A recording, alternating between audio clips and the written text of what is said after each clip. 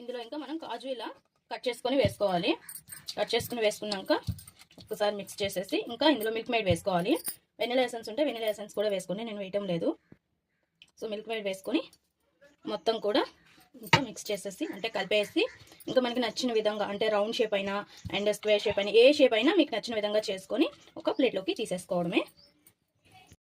ఇంకా మనకి ఇలా ఉండొస్తుందో లేదో చూసుకోండి. మిల్క్ మేడ్ వేసి ఇంకా అన్నీ కూడా ఇలా చేసుకోవాలి. మనకి నచ్చిన షేప్లో చేసుకోవాలి. నేనైతే ఈ షేప్ చేసుకున్నాను. రౌండ్ షేప్ అయితే రౌండ్ షేప్, లేదంటే మనకి నచ్చిన విధంగా చేసుకోవచ్చు. చూడండి ఫ్రెండ్స్, నేనైతే ఇలా చేసుకుంటున్నాను. మీకు నచ్చిన విధంగా చేసుకోండి. చాలా బాగుంటాయి ఇలా చాక్లెట్స్ చేసుకుంటే. పిల్లలు అయితే అస్సలు విడిచిపెట్టరు. అండ్ కోకోనట్ కూడా చాలా మంచిది హెల్త్కి. అండ్ హెయిర్ ఫాల్ అయితే ఉండదు కోకోనట్ బాగా తినే వాళ్ళకి. ఇక అన్నీ ఇలానే చేసేసుకోవాలి. చూసారుగా ఫ్రెండ్స్, అన్నీ ఇలా చేసుకున్నాక కొద్దిసేపు మనం ఫ్రిడ్జ్లో పెట్టుకోవాలి. కొంచెం గట్టిగా అనేది అవుతాయి, కొంచెం మెత్తగా ఉంటాయి కదా.